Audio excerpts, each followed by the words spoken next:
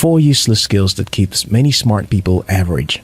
Many centuries ago, a young man named Diogenes was found guilty for counterfeiting coins. He was stripped of all his possessions and sent on exile. To make himself feel truly free from any guilt of his wrong, he decided to live a detached life from the society and live close to nature, forgoing materialism, vanity, reputation, or any form of social conformity.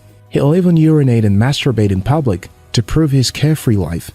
He then go about his newfound philosophy quietly. Instead, he teased and mocked other people for not seeing the light. He and his converted followers became known as the dog philosophers, or Kynikoi, which eventually became the word cynic. The cynics lived a carefree lifestyle and challenged or mocked anyone who doesn't conform to their philosophy. This turned to be a word used to describe people who criticize others without having anything worthwhile to say. The first useless skill that keeps many smart people average and even poor today is being cynical. There are subtle habits and abilities people develop that they think is helpful for them, but in reality, they are hurting themselves more than they know. In this video, I'll share with you 4 useless skills smart people develop that keep them average or even poor. Before we go further, be sure to subscribe to After School Africa for more insightful videos like this. 1. Being cynical. Diogenes gave rise to the philosophy of cynicism, which paved the way for the modern meaning of cynics, people who think that everyone else is acting out of pure self-interest. In our world today, cynicism has developed a distinct type of glamour. It displays a sense of toughness to not have hope in the motive of other human beings. In the book of Cynics, people always have ulterior motive for every attempt to do something right. They believe the system and humanity is totally corrupt and unfixable, that everyone is out for their interest alone, so there is no point trying to change anything. It's fruitless to try to convince a cynic because they're skilled at coming up with disarming examples. I mean, if you tell a cynic that humans have 10 fingers, he'll remind you of the few people who have 12. They are good at spotting excuses and not the possibility for progress. However, beneath this dispassionate and carefree appearance is hidden fragility and vulnerability. It is a mode of coping, out of fear that they may never get what they really want, so better not ask for or respect it. They master the art of trying to discourage anyone that cares to listen from attempting to escape to a place of hope and expectation. They try to disappoint themselves before the world tries to do it for them unexpectedly. Cynics are not hard to find today. While they find a sense of amusement in their carefree behavior, they fail to realize that they are simply investing their energy into a fruitless endeavor. This is a useless skill that does no one any good. If you want to live a prosperous life, you have to learn to see some good and trust in people and in the world. 2. Following unproductive trends. Around 69 and 79 AD, a man approached Emperor Vespasian to advertise his invention, a device for transporting columns to the capital in Rome at a relatively low cost. Columns were large, heavy, and very difficult to transport. Moving them to Rome from the mines involved the labor of thousands of people at great expense.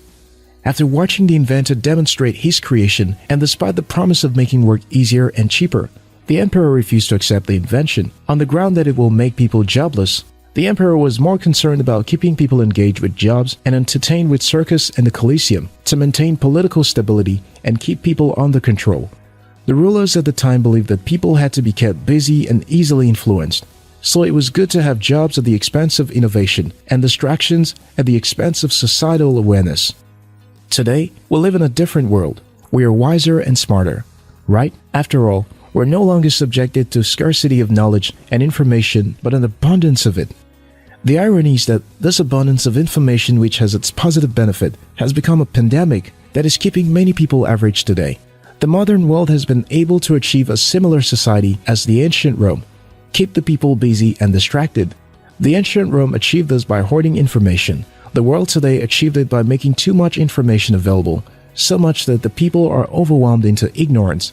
The only difference is that today we have a choice, but most supposedly smart people are not very good at making the best choice for ourselves. They want to jump on every trend as if their life depends on it. This is a terrible way to waste your God-given time. 3. Trying to be good at many things. It was Adam Smith, the father of modern economics, that came up with the idea of division of labor.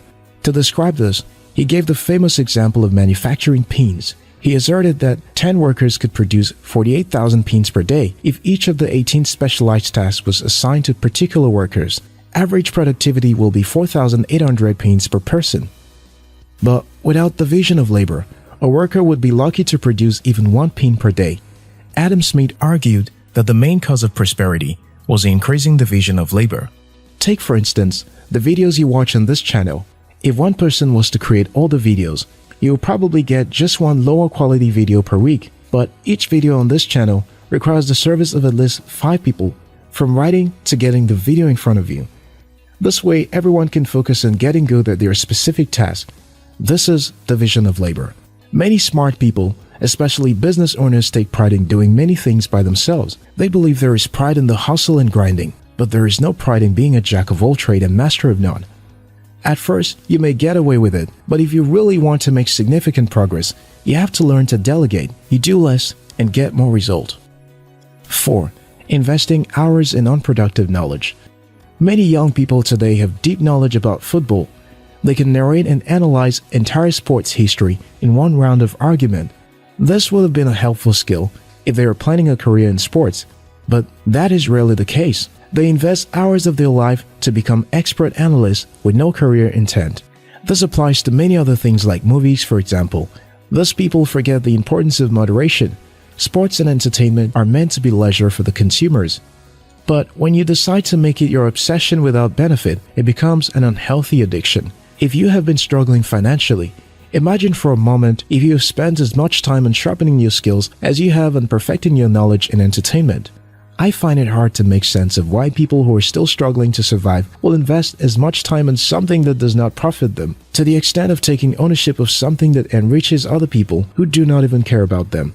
I understand we can be passionate about something for the sake of it, but when you don't have your life in order, it doesn't make sense to make this passion your life's purpose if it doesn't take care of your basic needs. Don't be cynical. Try to find the good in people and the world. Don't blindly follow unproductive trends. Don't waste your time getting good at something that's unproductive. And don't be a jack of all trades. Learn to divide labor and focus on what you're good at. If you found this video helpful, we'll appreciate if you like and share it with someone. If you're yet to subscribe to After School Africa, now's a good time to hit the subscribe button. Until next time, your success matters.